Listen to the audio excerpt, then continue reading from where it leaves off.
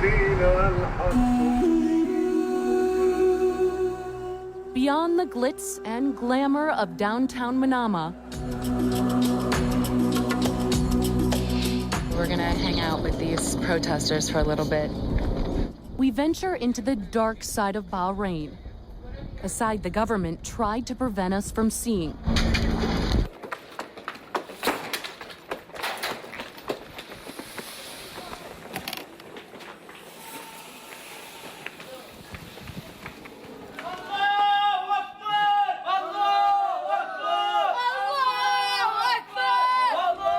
Tear gas is a regular occurrence here, suffocating the boys' chants.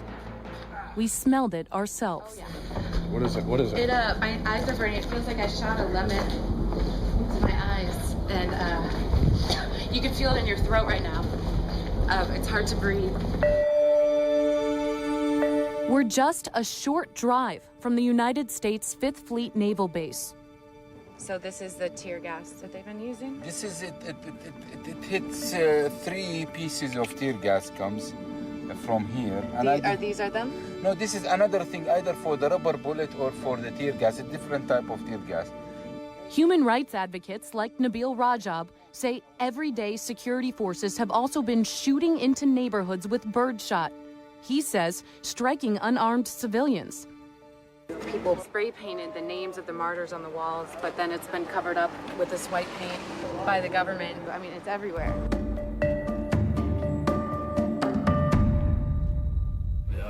He said already I removed around 40 from my body in the hospital. This is birdshot. He says that the police have been using this to shoot them. They're just little pellets they get in the body. But look what something that small can do. You see where he has them all over? They shoot it from very close distance. That's why it's been killing people.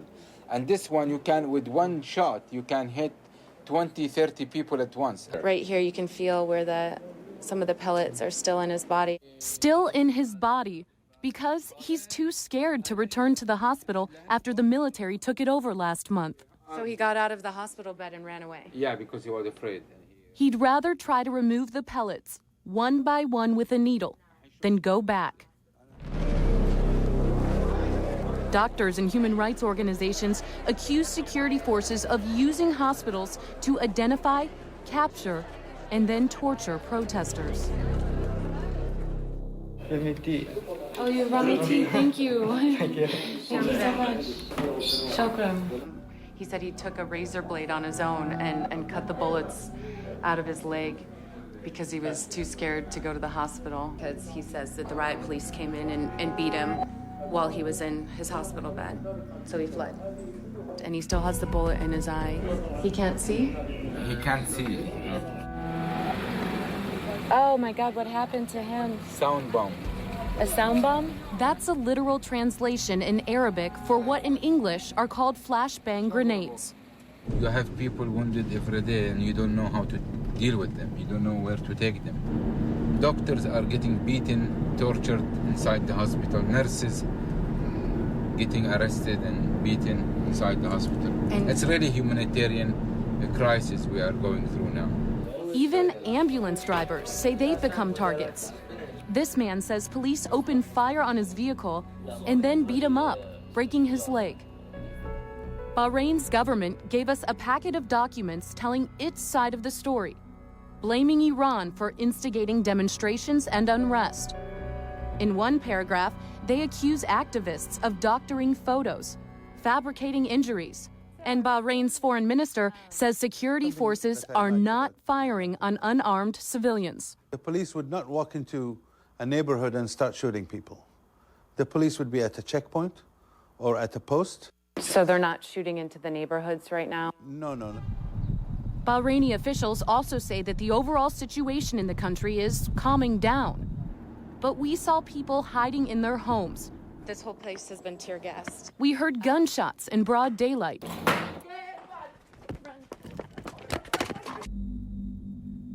It seems security forces have contained the opposition in the villages, making it invisible to the rest of the world.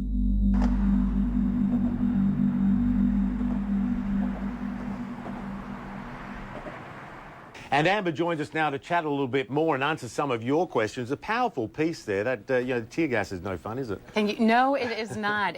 I was surprised at how much I felt it in my lungs. It was hard to breathe. You normally think of tear gas as just affecting your eyes, and to me that really gave me the perspective of how these people are living in these villages, because they're constantly getting hit with tear gas. And it's hard for them to walk outside their homes and breathe the air. It's present, isn't it? Yeah, yes. in the air. No, it's nasty stuff, that's for sure. Now, before we get to the viewers' questions, such a massive reaction to your story yesterday and your appearance having a chat with us on it. Were you surprised at the reaction from inside and outside Bahrain? I was surprised. I didn't know that many people would look at the story so positively or really thank CNN for it. I think they created a thank you Amber Lyon CNN Facebook page, yeah. And I got tons of tweets, and the response has really been phenomenal. So there's obviously a lot of concern out there about what is continuing to go on in Bahrain, and I cannot possibly ask you all the questions we've been given, because there's like 2 pages of tweets and Facebook comments. But I want to run through some of them though. Heba Hassan is in Bahrain, or from Bahrain, and asked this: what was the most painful scene or story you witnessed while you were there? It was definitely that man who you saw in the story, who had more than 40 birdshot pellets in his body, and seeing how he was trying to self-medicate, trying to treat himself because he was too scared to go to the hospital. And I just being a U.S. citizen living here in the States, I couldn't imagine having such a fear of going to seek medical help, much less having to treat your own gunshot wounds. And just to recap, they don't go to the hospital. Why?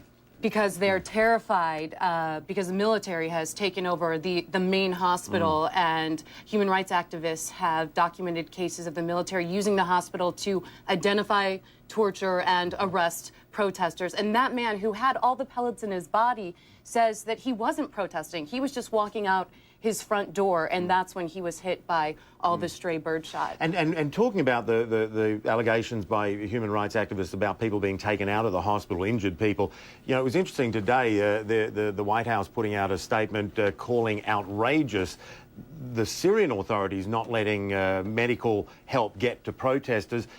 And a lot of people on Facebook and Twitter, I couldn't even name them because there's just so many of them, were asking the same thing about why are we not hearing that sort of outrage from the US? Have you had any reaction from US officials, State Department or otherwise?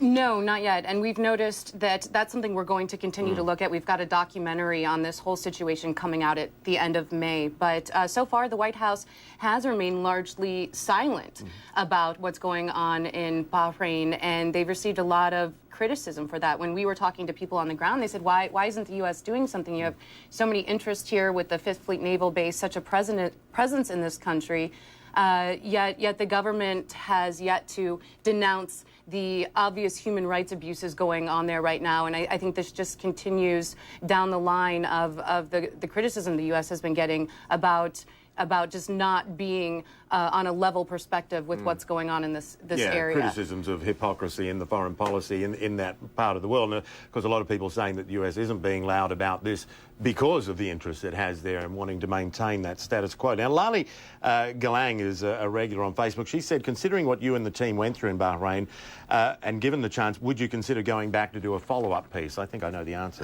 Yeah, of course. Yeah. We're too similar in that, even having the security forces pointing machine guns at us for half an hour, although it was terrifying at the time, it's never going to stop me or my team from telling the story. And we've become very passionate about what's going on in Bahrain now. And we met some amazing people on all sides of the issue in the country. Yeah. Abbas Ali said, what do you think about this arresting of doctors and harassment of doctors treating injured people? Did you come across a lot of anger there? Obviously, it's a pretty unusual situation. Yeah, we came across a lot of anger, and we also came across a lot of very heroic doctors who are risking their lives to travel to treat these patients. Even the doctors who took us to see these patients could have been arrested for doing that. And right now, the situation with the hospitals has not only people scared to go in the hospitals to get treated, but also doctors scared to go in every day and perform their jobs. When it comes to those who are doing the protesters themselves, Zahra Hamada and others have also asked about those protesters. Puts it this way, actually, did you deal directly with them? Is it true that they were only terrorists, as you know, some suggested that they were troublemakers and all of the rest of that? From what we saw when we were able to enter the villages, the boys you saw chanting at the beginning of the story were unarmed. And were chanting, "God is great," and they weren't, it didn't seem to be violent at all, yet security forces continued to hit them with tear gas just for standing in the street and chanting. So we didn't see any violence from what we were able to witness, but that doesn't mean that it wasn't going on. We just didn't witness that. Now from Twitter, Yas Bahrain said you ignored all of the Bahraini Sunnis who are not a minority. Well, they are actually literally a minority, but you should have visited our villages and tried to take our point of views. So the Sunnis obviously supporting the monarchy and wanting to keep things the way they are. Well, how do you answer that criticism? Well, with our pieces you've been seeing so far, we're covering the humanitarian issue that's going on in the country, and not in a sectarian way. We're just looking at people who are suffering, whether they are Sunni or Shia. But for our documentary that we have coming out in a couple months, where we focus on social media's influence in the area, we do talk to both sides of the issue very heavily and in a lot of detail. And it's interesting to hear how each side views the protests that are going on. We talked to some Sunni bloggers who consider the protesters to be Oscar award winners. They consider acting in the photos and videos you see online, and you talk to the other side and they feel very oppressed right now. Right. Okay, now another tweet here. This is Dabazdi saying, basically, I'll paraphrase it, you were at that dinner when you were taken out after you'd been detained and interrogated and all of that. You were taken out to a nice dinner, and Dabazdi is saying dinner was to soften you, not to say sorry. Did you ask at that time, and did you ask officials later why this happened? We did ask them, why were we arrested? Why were we detained for so long? We showed you our U.S. passports. We showed you our CNN IDs. This is a U.S. ally country. And we were given no answers. And to this day, Michael, they still have not told us why they detained us. I believe is because they did not want us in those villages seeing the accurate picture of what's going on in Bahrain right now. Yeah.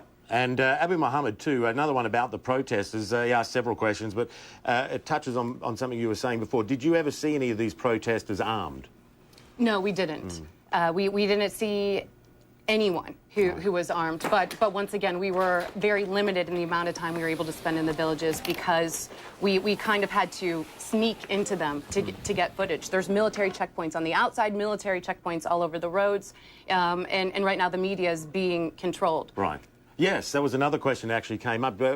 How is the local media covering it? The local media is, most of it is state-run, right. So it's definitely a different perspective, and they're definitely not showing what we showed in our piece. Right, okay, and there was another one I wanted to ask you here.